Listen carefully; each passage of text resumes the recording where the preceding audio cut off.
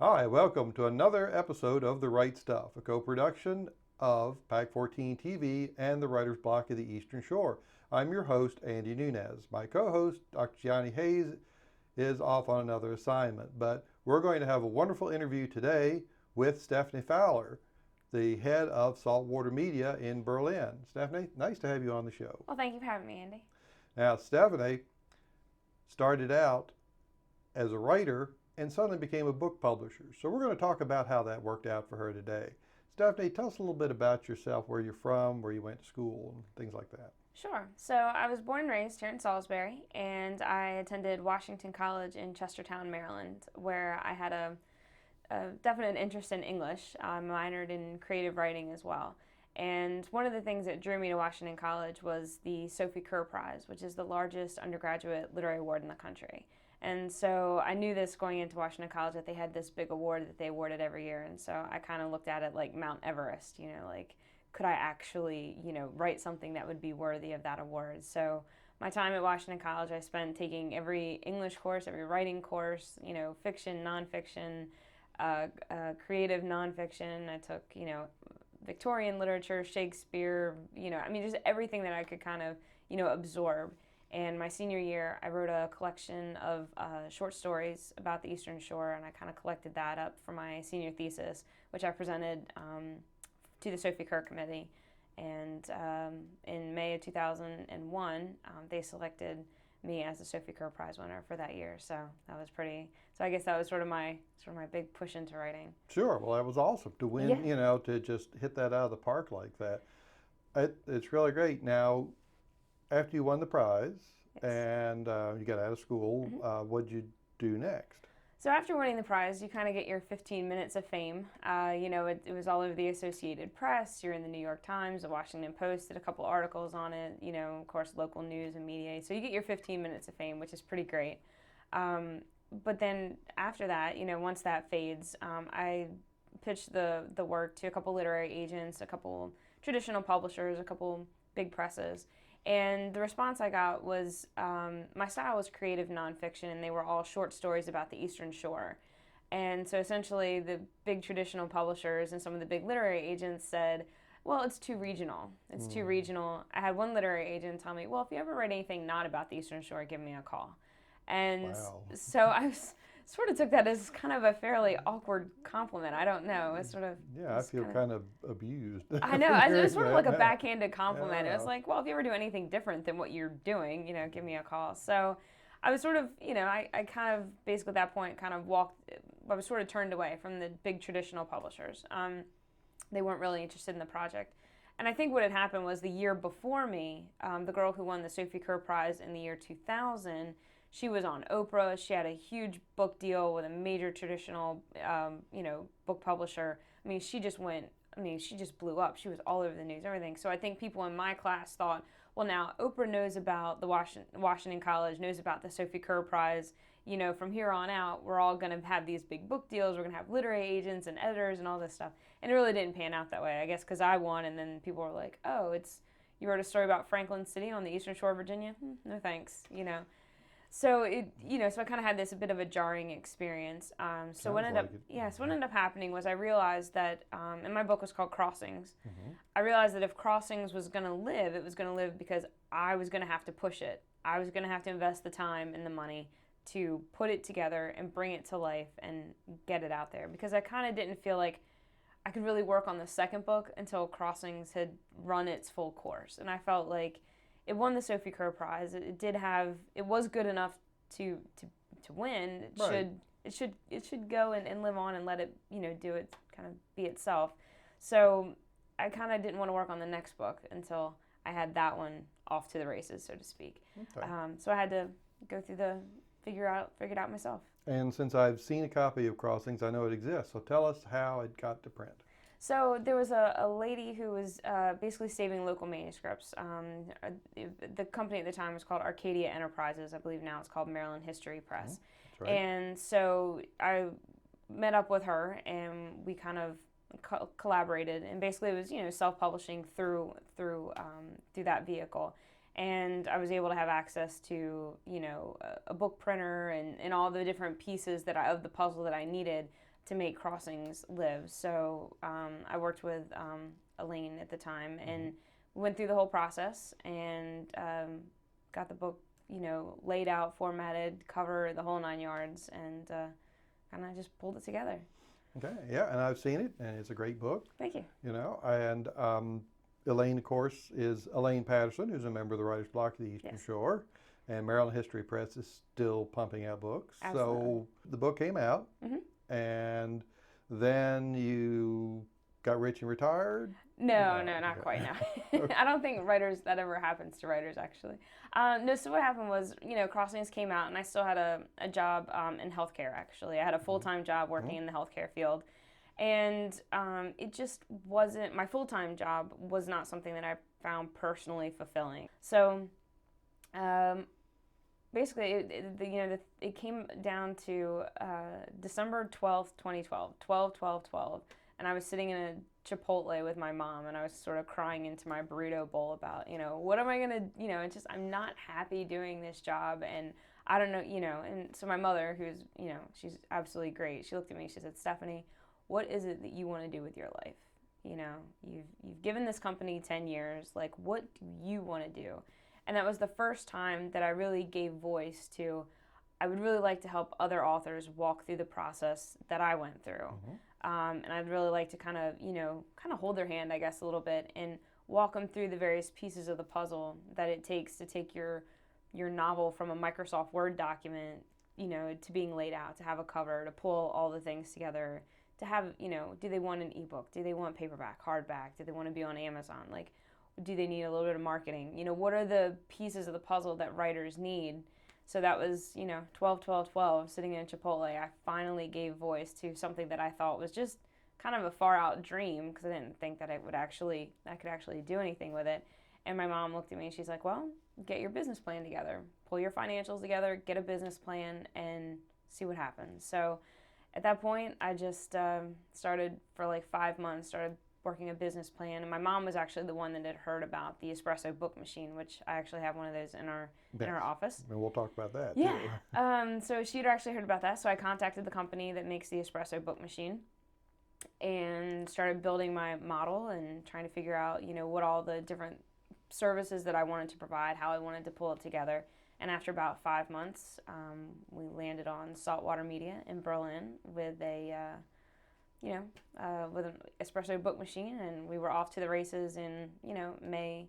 We just sort of did like a soft opening of our doors in May, and then in June we had our grand opening, and that was June of 2013. Okay. So now you went through this process to get your book published. Yes. And it sounds like you weren't treated as charitably, as the lady who won the last prize, yes. Who got on Oprah and all this. So. Yeah. But you got there. Yes. And I guess the experience taught you one thing: that you don't want this to happen to other writers. Right. Absolutely. So instead of just gathering it all to yourself and saying, well, now I know what to do, the heck with the rest of you, you decide to branch out and help fellow writers, and I think that's great. That's wonderful. Thank you. Now, so you've got your business in Berlin. Mm-hmm. Now, tell us how this machine, this espresso book machine, works. Okay, so espresso book is kind of a modern marvel, I guess, but there's about 40 or 45 of these machines in the country. There's about 80 or 85 worldwide. And what it will do is it will make a paperback book in about 5 minutes. So from the time that we hit the start button to the time, it takes about 5 minutes. All the paper's pulled in, collated, the cover's printed, fed into the machine, and it binds, runs a bit of glue on it, stamps it down, they make a spine, trims it on 3 sides, and drops it out of a chute just like a candy bar, You walk to a vending machine, you order a Snickers, and it just kind of, you put your money in, it plops out. It's sort of the same way with the book machine. It's comprised of a big Xerox printer that does the printing of the book pages. There's an Epson cover printer on another end, and it prints, full color paperback covers. And in the center is this, this machine where there's a glue pot, there's, a cutting table, there's all these things, and all the process happens all, kind of succinctly, with all the various pieces of the puzzle. So one of the things that it allows me to do, so I have a writer who comes in who has their novel on a jump drive, or they've emailed me a document or whatever it is. We take that, I go through the whole layout book process. We use Adobe InDesign and Photoshop, the whole Adobe Creative Suite. So lay out the book block. We make these print-ready PDFs. We have a print-ready PDF for the cover. We have a print-ready PDF for the book block. And those two files are then loaded into the Espresso book machine. It sits on an Apple server. So the Espresso book machine runs on an Apple. And we load those files right onto the server, and we basically just, tell it to pick these two files. We tell it, what the trim size is, how many pages, the whole 9 yards. We input all that data. We press go, and about 5 minutes later, kerplunk, there comes a book. Yeah, it's a pretty impressive machine, and people love to come in and watch their books. And what's interesting is to have authors who come in, they can actually watch their book, watch the pages, watch the cover, the whole 9 yards, and then they can actually just pick it up and be like, I've actually had one author cry, I'm not surprised. I'm serious. It was, a gentleman, and he's in his late 40s, and when the book went kerplunk and came right out the chute, and he picked it up, and he just began to cry. He's like, it's real, and it was sort of in that moment where I realized we're doing something really important here. We're doing something really interesting. Yeah, that would definitely make it real at Yeah, that point absolutely. for you guys. So instead of the traditional publisher with a lot of secretaries and editors and copy boys and a big printing press and all this equipment and all the typesetting machines and all that, it's all gone. It's just one. It's you. It's me. It's you, and how many staff do you have? I have one other staff. You and one other person. It's just two of us, yeah. And you're printing books one every 5 minutes. Yep, just like absolutely. that. So we figured out a way to kind of streamline things. Yeah, I'd say. So so there's just two of us, and we just kind of make it work every day. That's great. But a lot of things that, so for example, if I had a client come in who needed illustration work, we have freelance people who, we can pitch out projects too. Because certainly I'm not, an artist, I'm a writer. And, so we have, people who do freelance editing work for us and illustration work and photographers. So we've basically built like a little database or a little lookbook, if you will, that if people come in and they say they need a particular service, and pretend if it's not something that I do or a strong suit that I have, other resources to work from. Right. So that kind of streamlines that whole needing, 10 editors and, a graphics department and all that. We've been able to kind of streamline, certainly I would love to grow to the point where we had, those people on hand and on staff. And maybe that'll come down the way. But, at this point, we've sort of been able to figure out what are we good at, what can we do in-house, what would we need a freelance or, an outside person to do. In addition to the book machine, we have other, third-party vendors that will do different types of printing for us. So when an author comes in, it's my job to sit down with a client, understand the project, figure out where they want it to go, how they want it to come to life, and then put those pieces of the puzzle together for them and say, okay, well, this is how it's going to go. And, because when people are going through the self-publishing process, I believe that they should have a quality product and have a quality service, and they should feel a great deal of confidence in the project. And I think so far, people are able to come in, they're able to sit down with me just like this. We're able to talk about the project. They can look at my computer. They can see how the layouts are coming together. And I think people kind of like that. It's not just these mystery emails back and forth to some other place, right. Or some random person on the other end of a phone line. I Skype with clients. They come in. We do all kinds of things to try to make the author feel that they have control, they have access, they understand it, they can see it coming to life. If they want to watch it be printed on the Espresso, or if they want it a hardback book printed, then we try to make sure that they feel integrated into the process, because it is their book, it is their thing. Right, exactly. And that goes back to something that you talked about earlier with your book Crossings, is how you wanted it to live. Absolutely. You wanted your book to live. So if I'm an author coming in to see you, what can I do to kind of grease the wheels a little bit and make it a little easier on you? So we've got let's say I want to get this out because I've got a deadline or something, or, Sure. or I need it by a certain date for a celebration or an event or something like that. What can I do to try to move it along so it's a simpler and less painful process? One of the big things that is huge for us is if the work is in an electronic format. So if it's on a Microsoft Word document, a Pages document, those are really helpful that if we can kind of, or if it's in a PDF, one or the other. If there's data in electronic format, because that's what we're going to be using to lay it out. So if I have an author who walks in and has 200 typed pages from, 1955 and say, I want this to be a book, that is quite difficult. So, we have to do a bit more work with that. So if they had their work already in electronic format, that kind of gets us off to the races right away. If there's no kind of e-version, I guess, or whatever, of the material, if it's just papers, then we've got to do some extra work to get it to the point where we even can move towards layout. If it's, Microsoft Word document, I can go to layout within a minute. And start that process. But if it's not in that format, then we've got to do a lot of back end work to try to get it to be readable and to then move forward. So that would be one huge thing. And also if we've had some people come in with things that were not, hadn't been proofread, hadn't been an initial editing. Mm-hmm. So if there's any way to kind of at least give it that first gloss. Sure. To make sure that, people are coming to me, with things that don't need heavy editing, because that's also going to slow down the process as well.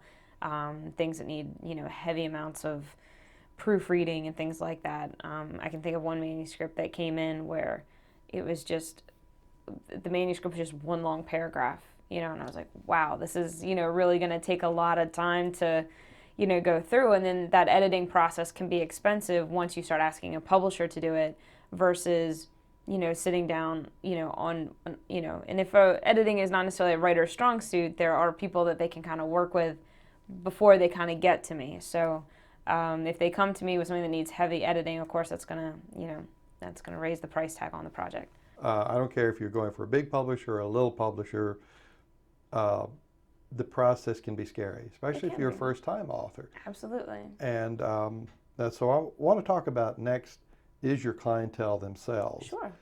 I know your business is growing. You've only been in a couple of years, so you still got plenty of expansion to go. But sure. Tell us, without naming names or specific projects, sure. What's your typical client base like right now? So we counted up. In 2014, we did 27 print projects and we did 10 ebooks. So that kind of just gives you a scope of like how busy we were in 2014, sometimes I sit and think about just those numbers, I'm like, I can't believe we put out 27 print projects, but so the clientele kind of ranges. I've done cookbooks, we've done young adult fiction, we've done historical fiction, we've done nonfiction work, a couple of biographies, we've done short story compilations. So my clientele tend to be mostly local. They tend to be people from the Delmarva Peninsula, although I have had people from California, Washington, Southern Maryland, Baltimore, Queenstown. I've had a couple of people off that, but predominantly they tend to be Eastern Shore, Delmarva folks. Mm-hmm. I've had several writers who've published other works, with other people who've decided to give me a shot.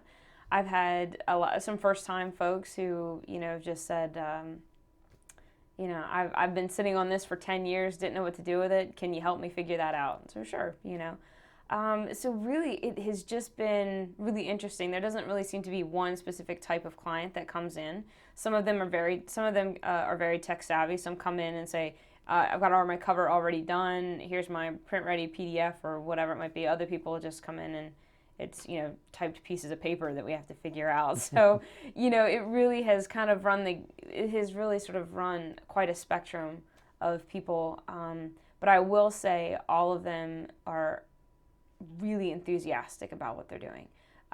All of these authors that have come in have had such energy, such enthusiasm, such a love of what they've done, that I kind of tend to start feeding off of that a little bit, because I watch them be so excited about what this is and that this is going to come to fruition, that for me, I'm just like, well, let's do it, Right. Let's get in there, let's get it done, let's lay this out, come on, So I tend to kind of feed off their energy a little bit, but we've had some really interesting clients that have come through.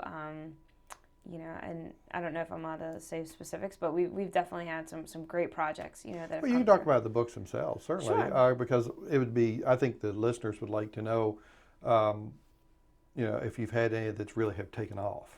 Yeah, well, we've had a couple recently. We had a book that was a gentleman down on the Eastern Shore of Virginia, Curtis Badger. Okay.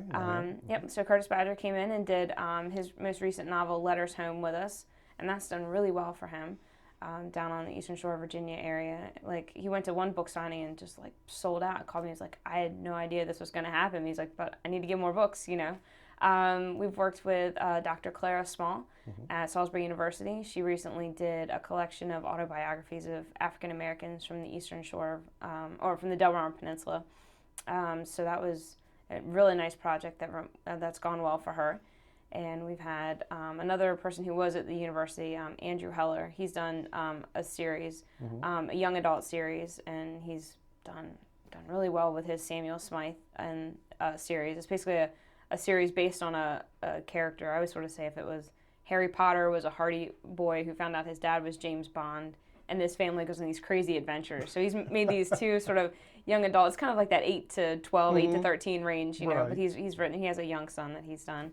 And a lady named Joan Cooper, who's a teacher at Bennett, I believe. She's done 2 novels with us now, and I think she might be looking at a third. So. And I think you got one of our Bloc members, Ann Foley. Oh yes, we did Ann Foley's book.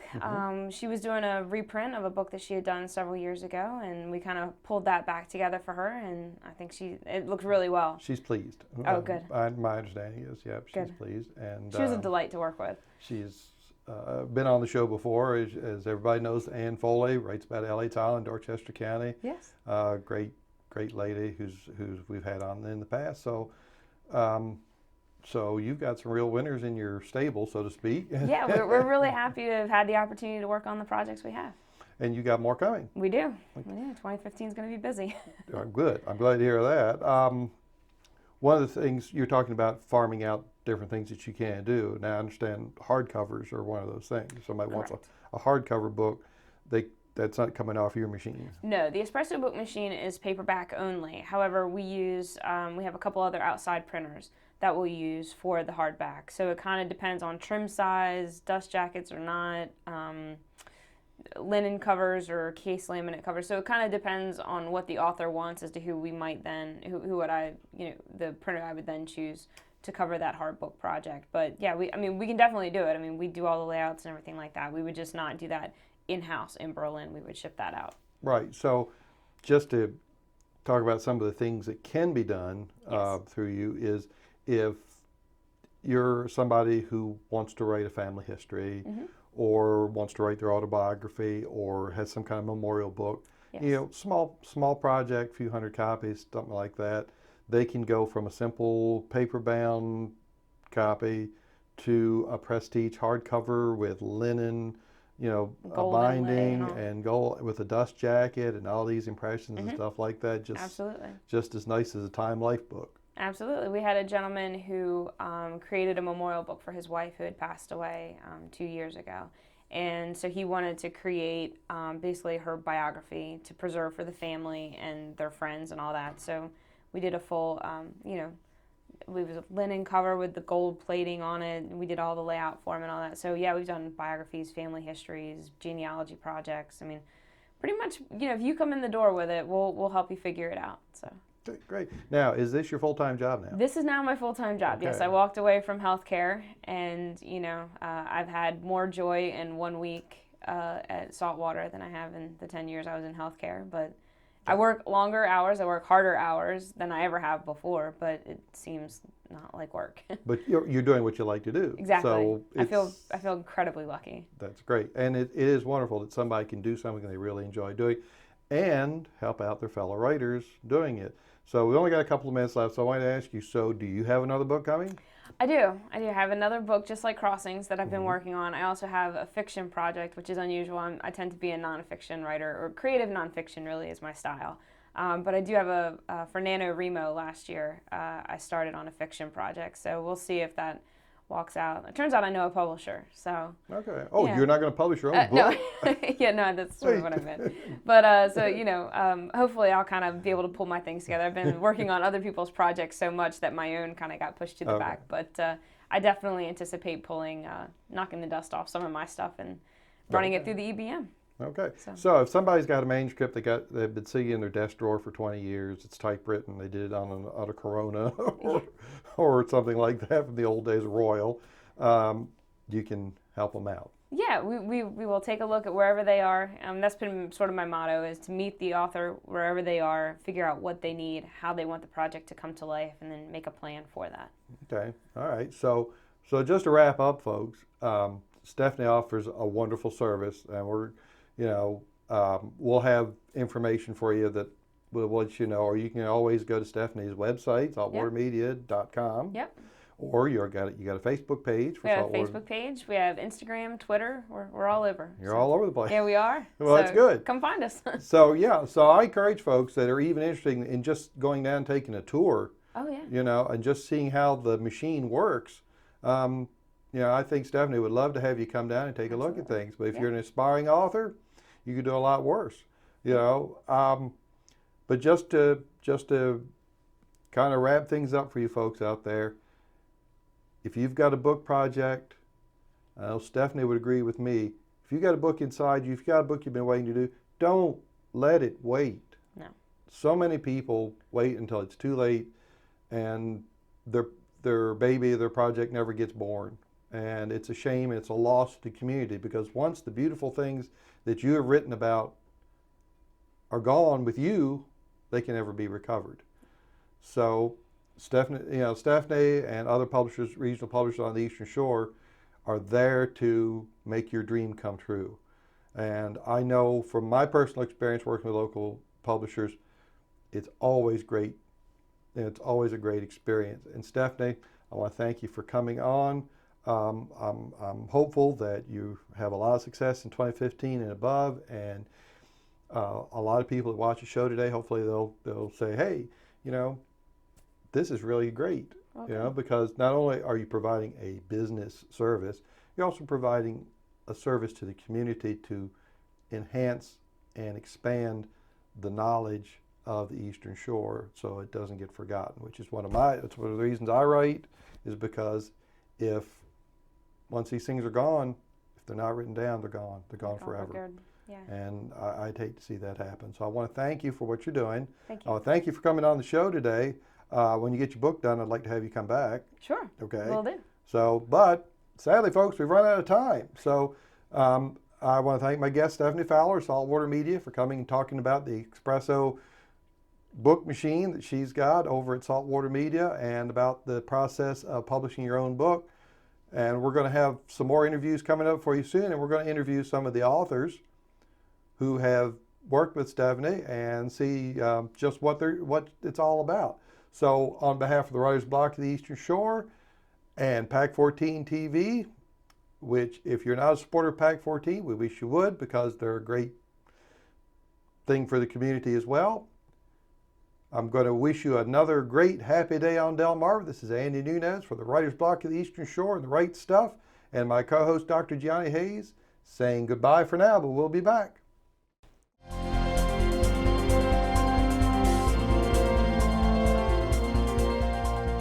Would you like to see your community organization or nonprofit group featured on PAC 14? To get started, contact us at 410-677-5014 or visit our website at www.pac14.org. PAC 14 is a great way to connect with your community.